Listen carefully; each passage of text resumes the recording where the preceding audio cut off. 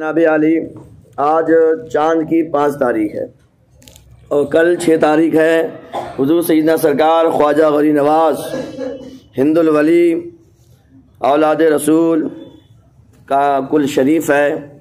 صبح بھی ہمارا بیان اسی تعلق سے ہوا تھا۔ سرکار خواجہ غریب نواز کی ہم نے مختصر شارٹ بایوگرافی بیان کی تھی اور وہ ہم نے یوٹیوب پہ بھی ڈال دیا ہے، آپ اس کو وہاں سے دیکھ سکتے ہیں۔ 15 منٹ کی وہ محفل ہوئی تھی، صبح بیان ہوا تھا، اس میں مختصر باتیں اور سرکار خواجہ غریب نواز رضی اللہ تعالیٰ عنہ کی مختصر سوانح حیات شارٹ جیونی بیان ہوئی تھی۔ اب پھر خواجہ غریب نواز کا ہی تھوڑی دیر ذکر خیر ہوگا تاکہ ہم اجمیر شریف کا لطف یہیں بیٹھے بیٹھے لے لیں، کیونکہ دیوانے جب جہاں چاہتے ہیں وہاں محفل سجا لیتے ہیں، سمجھے؟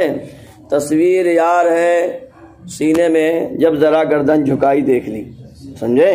جو دیوانے تو جہاں وہاں بیٹھتے ہیں، بس تصور میں بیٹھے سر پہ ہاتھ رکھا اور وہیں پہنچ گئے۔ جی ظہر کے بعد ماشاءاللہ یہاں پر بھی کل شریف ہوگا اور ہم وہیں پر اجمیر شریف جا کے کل شریف کریں گے، سب کے لیے دعا بھی ہوگی انشاءاللہ۔ خواجہ ہند وہ دربار ہے اعلیٰ تیرا، خواجہ ہند وہ دربار ہے اعلیٰ تیرا، خسرو دہر ہوا مانگنے والا تیرا۔ یہ تاج الشریعہ کے اشعار ہیں، سمجھے؟ فیض سلطان سخاوت ہے نرالا تیرا، کبھی محروم نہیں پھرتا ہے منگتا تیرا۔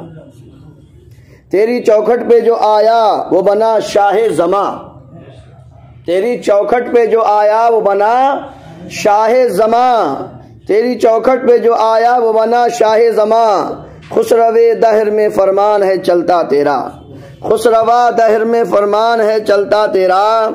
صدقہ ہے خواجہ اجمیر کا تجھ پہ اختر، صدقہ ہے خواجہ اجمیر کا تجھ پہ اختر، برج رفعت میں چمکتا ہے ستارہ تیرا، برج رفعت میں چمکتا ہے ستارہ تیرا۔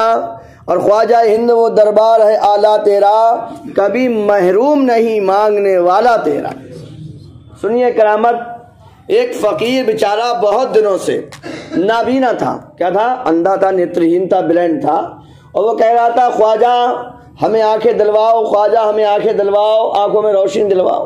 1 سال ہو گیا اس کو۔ ادھر سے بادشاہ بھی حاضری دینے کے لیے آ رہا تھا۔ کون؟ بادشاہ وقت، اپنے زمانے کا بادشاہ۔ یہ آج کل کے ٹچے مچے بادشاہ نہیں ہوتے تھے، پہلے بن گئے تو بن ہی گئے، پھر 5 سال والے نہیں ہوتے تھے۔ تو بادشاہ نے کہا بھائی تم کب سے دعا مانگ رہے ہو یہاں پر؟ اس نے نابینا آدمی سے کہا کہ کتنے دن ہو گئے؟ تو صاحب بولا ہم کو تو کیا کہتے ہیں 1 سال ہو گئی، آنکھوں میں روشنی آئی نہیں رہی ہے، آئی نہیں رہی ہے۔ لوگ کہتے ہیں خواجہ کے دربار میں جاتے ہو تو محروم ہی نہیں لوٹتے ہو۔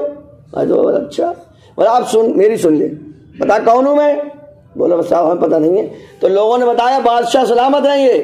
کہا اچھا بادشاہ؟ ہاں۔ کہا سن، دربار میں جا رہا ہوں حاضری دینے کے لیے، حاضری دینے کے بعد اگر تیری آنکھیں آ گئی تو صحیح، آنکھوں میں روشنی مل گئی تو صحیح، ورنہ تیری گردن بھی نہیں رہے گی، تیری گردن کاٹوا دوں گا، گردن۔ اب تو مریا، ابھی تک تو آنکھیں ہی نہیں تھیں، اب تو گردن بھی صاف ہو جائے گی۔ اور بادشاہ روک ٹوک تو کچھ ہے ہی نہیں، وہاں تو ہاتھ کے ہاتھ فیصلہ ہے، تاریخ میں تاریخ نہیں پڑتی، وہاں پر ہاتھ کے ہاتھ فیصلہ ہوتا ہے۔ اب تو مرے۔ اب ان بھائی صاحب ساری توجہ کا خواجہ اب مرے، ابھی تک تو آنکھیں ہی نہیں تھیں، اب تو گردن چلے، پوری توجہ، پورا دھیان، پوری اگرتکا کے ساتھ، کنسنٹریشن کے ساتھ، کنسنسی کے ساتھ، بالکل پوری توجہ خشوع و خضوع کے ساتھ۔ میرا خواجہ کرم فرماؤ، اللہ کی بارگاہ میں دعا کر دو کہ ہمیں آنکھیں مل جائیں، اللہ سے دعا کر دو، اب تو ہماری گردن کٹ جائے گی صاحب، ابھی تک تو آنکھیں نہیں تھیں، اب تو گردن ہی چلی جائے گی۔ پوری توجہ کے ساتھ جب اس نے دعا مانگی، بادشاہ آیا، لوٹ کے تو سلام کہا، ارے صاحب آنکھیں مل گئی؟ بادشاہ نے مجھے آنکھیں ملی نہیں لگی، میں دکھ رہا تجھے نہیں دکھ رہا ہوں؟ تو بولا صاحب دکھ رہے ہو۔ بولے تو صحیح۔ تو کہا یہ تو بتائیے 1 سال سے ہم دعا مانگ رہے تھے۔ کہا ابے تیری توجہ کہیں اور تھی اور دعا گھٹ لگا رہا، دماغ کہیں ہے، دل کہیں ہے، تو اب تو نے جب یہ سوچ لیا اب گردن کٹ جائے تو پوری توجہ تیری لگ گئی، تو اب تو یہ آنکھیں میں روشنی آ گئی۔ اعلیٰ حضرت عظیم البرکت نے اپنی کتاب میں پوری دنیا میں 44 جگہیں ایسی بتائی ہیں جہاں دعائیں قبول ہوتی ہیں۔ 44 جگہیں ڈسکرائب کی اعلیٰ حضرت نے، کھوجی ہیں، ان میں ایک جگہ اجمیر شریف بھی لکھی اعلیٰ حضرت نے اپنی کتاب میں، جہاں پر دعائیں قبول ہوتی ہیں۔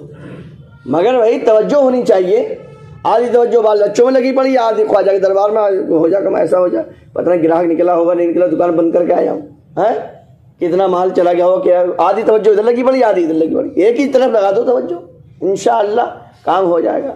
ایسے ہی ایک مرتبہ کیا ہوا، شاید کیا کہتے ہیں یہ علامہ حشمت علی علیہ رحمہ جو پیلی بھیت میں ان کا مزار شریف ہے، وہ آ رہے تھے اجمیر شریف سے، تو ایک وہابی مل گیا، بولے کہاں سے آ رہے ہو بھائی؟ تو اجمیر شریف سے آئے، اتنا بڑا وہ لکڑ بگا، وہ ان کے جسم کو سونگنے لگا، جسم کو سونگنے لگا۔ بولے کیا سونگ رہا ہے بھائی؟ تو وہ وہابی بولا ہم نے سنا ہے وہاں پر اجمیر میں جنتی دروازہ بھی ہے، جب جنتی دروازے میں گئے ہو گے تو تھوڑی بہت تو خوشبو جنت کی آئے گی، جنت کی خوشبو سونگ رہا ہوں مگر تمہارے جسم سے جنت کی خوشبو آ نہیں رہی ہے۔ حدیث شریف میں ہے کہ 500 سال کی دوری سے جنت کی خوشبو آ جاتی ہے، سمجھے؟ تو وہ بھائی مناظر اہل سنت تھے، اعلیٰ حضرت کے خلیفہ۔ تو کہا بے خبیث تو نے آدھی حدیث پڑھی ہے؟ کہا آدھی حدیث؟ بولے ہاں۔ بولے اسی حدیث میں یہ بھی تو لکھا ہوا ہے کہ کافر کو جنت کی خوشبو نہیں آئے گی، اسی حدیث میں یہ بھی لکھا ہوا ہے کہ خوشبو آئے گی ایمان والے کو، کافر کو خوشبو نہیں آئے گی، کافر کو تو خوشبو جنت، تو جنت اس کی خوشبو ہی نہیں ملے گی۔ تب اس کا منہ ایسا ہو گیا جیسے بالکل مردنی چھا گئی۔ ایسے ہی ایک واقعہ اور اعلیٰ حضرت نے لکھا ہے کتاب میں، بھاگلپور سے ایک بندہ آتا تھا ہر سال، جیسے ہمارے حاجی صاحب بتا رہے ہیں 40 سال سے اجمیر شریف جا رہے ہیں، اور 2 سال سے تو ہم بھی ان کے ساتھ ہی انشاءاللہ ہو جائیں گے۔ تو وہ آتا تھا، اس کے ساتھ ایک وہابی ملنے والا تھا، اس نے کہا کیا یار تم اجمیر جاتے ہو پیسہ خراب کرتے ہو ہم کا، کیا ملتا ہے وہاں پر؟ بولے کیا ملتا ہے تو دیکھ خود کے چل کے پتہ چلے گا تجھ کو، تو خود چل ایک بار چل میرے کہنے سے۔ بولے ٹھیک ہے، آ گیا وہ۔ اب اس نے کیا دیکھا، خواجہ کے دربار کے سامنے ایک فقیر ڈنڈا لے کے چکر کاٹے، خواجہ 5 روپے چاہیے، 5 روپے چاہیے خواجہ، 5 روپے، اور 1 گھنٹے کے اندر اندر چاہیے، 1 گھنٹے کے اندر اندر چاہیے، اور ایک ہی آدمی چاہیے، خواجہ 5 روپے، 5 روپے خواجہ، 5 روپے، لگا لیا چکر۔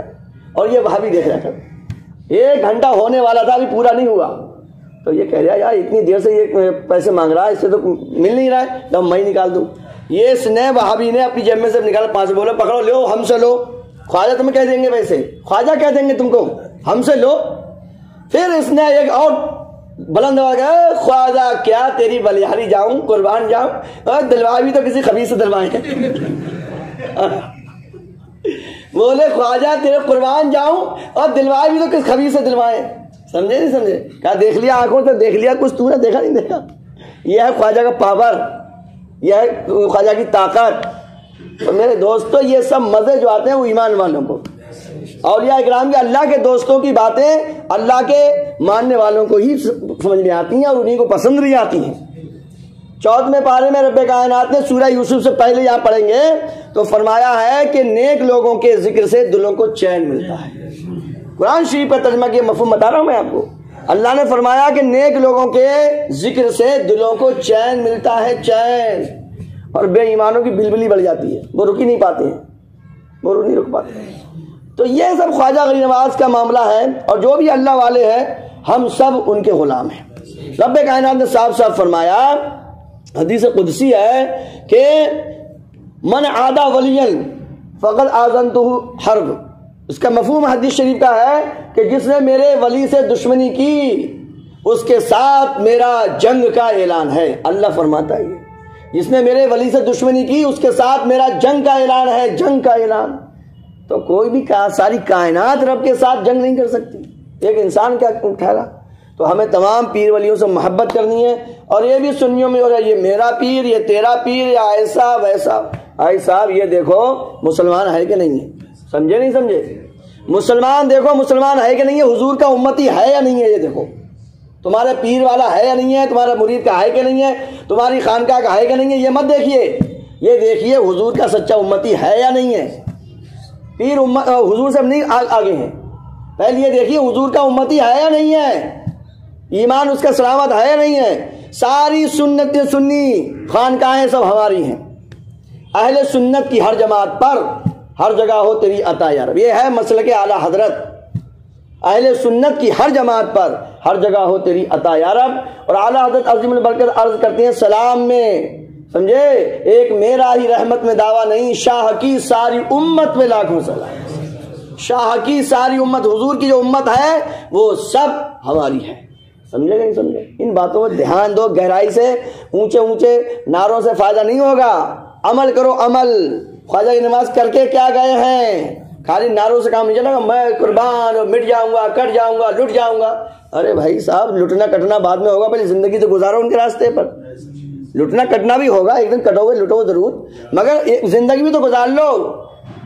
مرنے کی دعا بعد میں، پہلے یہ دعا مانگو کہ ہماری پوری زندگی ان کے نقشے قدم پہ کٹ جائے، مر جائیں ان کے نام پہ۔ مرنا تو ہوگا مگر پہلے یہ مانگو کہ ان کی نام پہ زندگی کٹ جائے۔ لوگ جا رہے ہیں پکنک کا مکان ہے، نماز ایک ٹائم نہیں چھوڑ رہے ہیں، کیا سمجھ رہے ہیں؟ وہ خواجہ کی نماز کو چڑھا رہے ہیں کہ جو کام تم پوری زندگی کرتے رہے، جس کام کا تم نے پوری زندگی سبق پڑھایا، جس کام کے لیے تم نے ساری پریشانی کری ہے، ہم وہی نہیں کر رہے ہیں، تو یہ راضی کرنا ہو گیا، یہ چڑھانا ہو گیا۔ چڑھانا اولیاء اللہ کو کہ مزار پہ جانا اور نماز چھوڑنا، انہیں دکھانا کہ دیکھو ہمارے اندر ہمت، دیکھو ہمارے اندر جرأت، دیکھو کہ ہم تمہارے نام پہ آ رہے ہیں اور نماز ایک ٹائم کی نہیں پڑھ رہے ہیں۔ یہ کچھ حاضری وادری نہیں ہے بھائی صاحب، حاضری وہی ہے کہ آپ نماز پڑھتے جائیے اور جائیے، اس لیے جائیے ہمارا ایمان اور تازہ ہو جائے، ایمان میں اور قوت آ جائے، طاقت آ جائے۔ رب کائنات ہمیں اور تمہیں سب کو، سارے پیر ولیوں کا ادب و احترام، خصوصاً سرکار خواجہ غریب نواز کا ادب و احترام ہم سب کو عطا فرمائے، مل جل کے رہنے کی توفیق عطا فرمائے۔ 3 مرتبہ قل هو اللہ شریف پڑھو، 1 مرتبہ الحمدللہ، صلی اللہ علیہ وسلم۔